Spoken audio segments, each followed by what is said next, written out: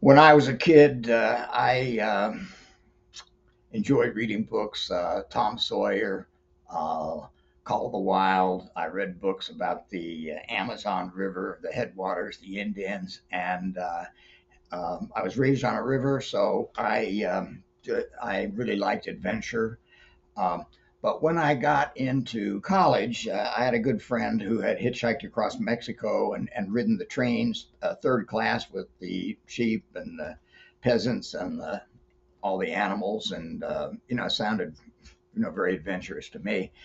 And I'm kind of oohing and on. And he said, Larry, he said, the only difference between me and you is I go out to the side of the road and I put out my thumb. Well, that struck me. I didn't, but I was going through college. I had to work my way through. So in the summers, I had to work. So I didn't have that opportunity, but it was kind of in my blood, I guess. So when I took a job teaching at a university in New York City, um, which I don't want to tarnish their reputation, um, but when I had summers off with pay, um, I would hit the open road. Okay, and I started hitchhiking around the United States, and I can talk about some of those stories later. But then I got the bug to go to South America and go to the Amazon. Okay, so that was the plan. Came into Rio with an air carrier, United Airlines. I bought a United dog carrier. We get to the airport and they're trying to put the carrier into the cab, and I'm going like, no, leave it, because I had no idea where I was going to go, but I wasn't planning on coming back to Rio.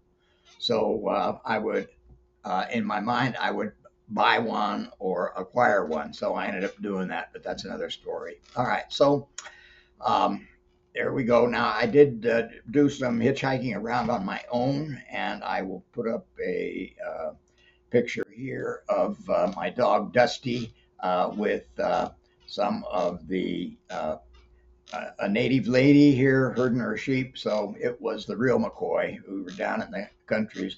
But then I met this guy, and I'll put his picture up here. His name was Pablo, and he played the BERUMBAU. As you can see, it's a one single stringed instrument with a little gourd there, and he played it very well. I met him in the park in Sao Paulo, where I was waiting for money because I had, with my planning, of course, I had already run out of money, and so I'm wiring my friends and relatives to send me money, and I'm waiting for it. And I talked to him in the park every day where he lived, and um, at the so I would talk to him about the Amazon. And after a while, he began to say, no, for you, Machu Picchu.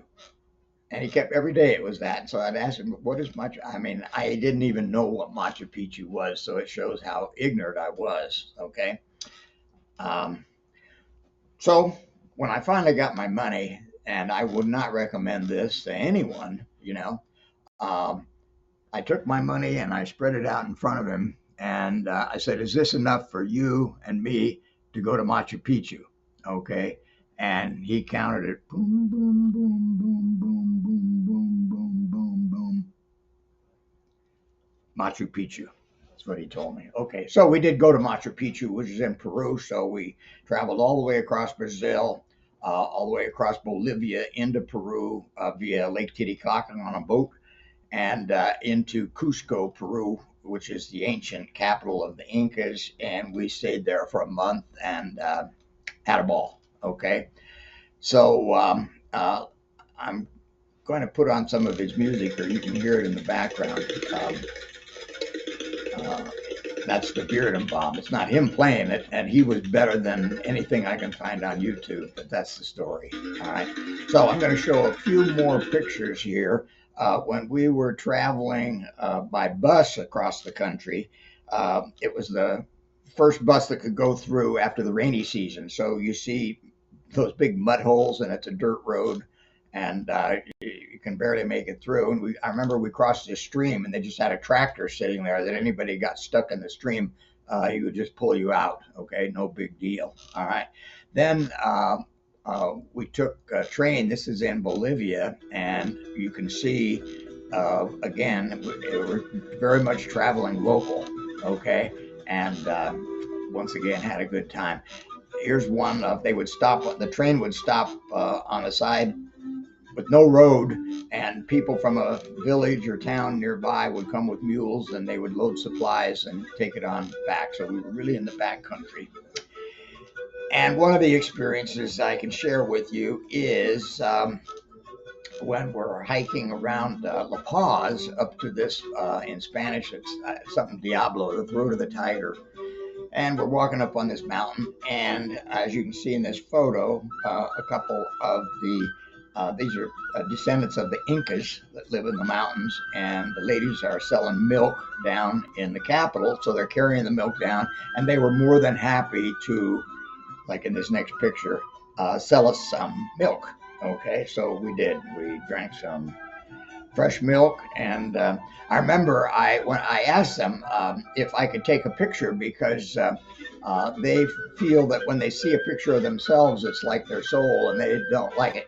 Okay, so I asked them, and my friend translated for me, and they said it's fine as long as you don't show them the picture. You can take pictures all you want. So we did take some pictures. All right, and then. Um, the story ended not that well. Let's see, I'll put up Machu Picchu here. This was, of course, a highlight of the trip to explore Machu Picchu. We took a train there from Cusco. But when we got back to Cusco, I was again short on money, so I'm wiring and waiting. But I had kept, a little bit of money so I could get a room. Okay, and Pablo saw the money and he kind of went paranoid on me, thinking I was holding back on him, and that because we'd always been shared everything up to that point, and so he started going off on me. So I ditched him. Okay, and flew back to Lima and on home at the end of the summer.